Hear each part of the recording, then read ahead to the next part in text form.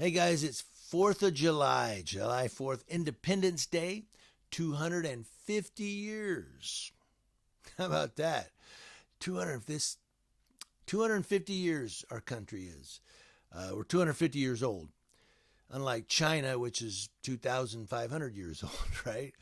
But today, I'm going to read to you the Declaration of Independence, a 250-year-old document. When in the course of human events it becomes necessary for one people to dissolve the political bands which have connected them with another, and to assume among the powers of the earth the separate and equal station to which the laws of nature and of nature's God entitle them, a decent respect to the opinions of mankind requires that they should declare the causes which impel them to the separation. We hold these truths to be self-evident, that all men are created equal, that they are endowed by their Creator with certain unalienable rights, that among these are life, liberty, and the pursuit of happiness. That, to secure these rights, governments are instituted among men, deriving their just powers from the consent of the governed. That whenever any form of government becomes destructive of these ends, it is the right of the people to alter or to abolish it and to institute new government, laying its foundation on such principles and organizing its powers in such form as to them shall seem most likely to affect their safety and happiness. Prudence, indeed, will dictate that governments long established should not be changed for light and transient causes. And accordingly, all experience has shown that mankind are more disposed to suffer while evils are sufferable than to right themselves by abolishing the forms to which they are accustomed. But when a long train of abuses and usurpations pursuing invariably the same object evinces a design to reduce them under absolute despotism, it is their right, it is their duty to throw off such government and to provide new guards for their future security. Such has been the patient sufferance of these colonies, and such is now the necessity which constrains them to alter their former systems of government. The history of the present King of Great Britain is a history of repeated injuries and usurpations, all having in direct object the establishments of an absolute tyranny over these states. To prove this, let facts be submitted to a candid world. He has refused his assent to laws the most wholesome and necessary for the public good. He has forbidden his governors to pass laws of immediate and pressing importance, unless suspended in their operation till his assent should be obtained. And when so suspended, he has utterly neglected to attend to them.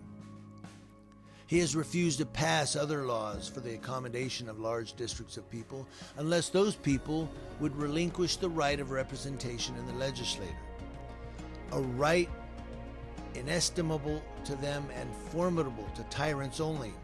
He has called together legislative bodies at places unusual, uncomfortable, and distant from the depository of their public records, for the sole purpose of fatiguing them into compliance with his measures. He has dissolved representative houses repeatedly for opposing with manly firmness his invasions on the rights of the people.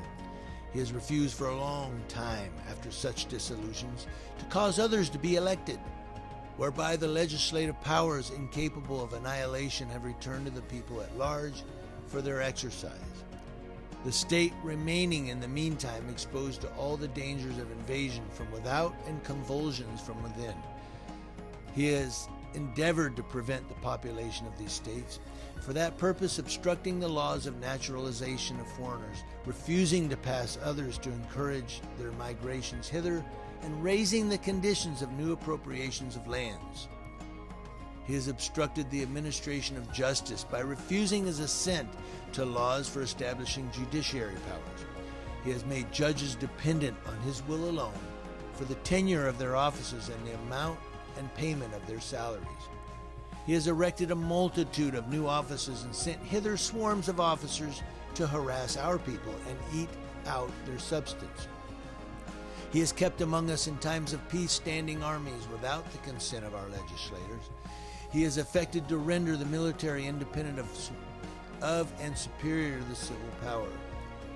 He has combined with others to subject us to a jurisdiction foreign to our Constitution and unacknowledged by our laws, giving his assent to their acts of pretended legislation, for quartering large bodies of armed troops among us, for protecting them by a mock trial from punishment for any murders which they should commit on the inhabitants of these states, for cutting off our trade with all parts of the world, for imposing taxes on us without our consent, for depriving us, in many cases, of the benefits of trial by jury, for transporting us beyond seas to be tried for pretended offenses, for abolishing the free system of English laws in a neighboring province, establishing therein an arbitrary government, and enlarging its boundaries so as to render it at once an example and fit instrument, for introducing the same absolute rule into these colonies, for taking away our charters, abolishing our most valuable laws, and altering fundamentally the forms of our governments, for suspending our own legislators and declaring themselves invested with power to legislate for us in all cases whatsoever. He has abdicated government here by declaring us out of his protection and waging war against us. He has plundered our seas, ravaged our coasts, burnt our towns, and destroyed the lives of our people.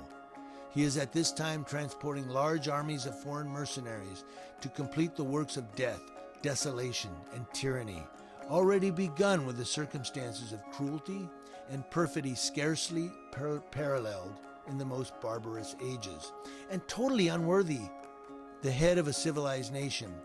He has constrained our fellow citizens, taken captive on the high seas, to bear arms against their country, to become the executioners of their friends and brethren, or to fall themselves by their hands. He has exited domestic insurrections amongst us and has endeavored to bring on the inhabitants of our frontiers, the merciless Indian savages, whose known rule of warfare is an undistinguished destruction of all ages, sexes, and conditions. In every stage of these oppressions, we have petitioned for redress in the most humble terms. Our repeated petitions have been answered only by repeated injury. A prince whose character is thus marked by every act which may define a tyrant is unfit to be the ruler of a free people. Nor have we been wanting in attentions to our British brethren. We have warned them from time to time of attempts by their legislator to extend an unwarrantable jurisdiction over us. We've reminded them of our circumstances, of our immigration and settlement here. We have appealed to their native justice and magnanimity, and we have conjured them by the ties of our common kindred to disavow those usurpations which would inevitably interrupt our connections and correspondence. They too have been deaf to the voice of justice and of consanguinity.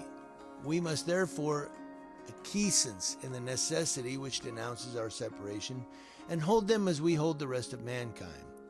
Enemies in war, in peace, friends, we therefore, the representatives of the United States of America in General Congress assembled, appealing to the Supreme Judge of the world for the rectitude of our intentions, do, in the name and by authority of the good people of these colonies, solemnly publish and declare that these united colonies are, and of right ought to be free and independent states, that they are absolved from all allegiance to the British Crown, and that all political connection between them and the state of Great Britain is and ought to be totally dissolved, and that as free and independent states they have full power to levy war, conclude peace, contract alliances, establish commerce, and do all other acts and things which independent states may of right do. And for the support of this declaration, with a firm reliance on the protection of divine providence, we mutually pledge to each other our lives, our fortunes, and our sacred honor.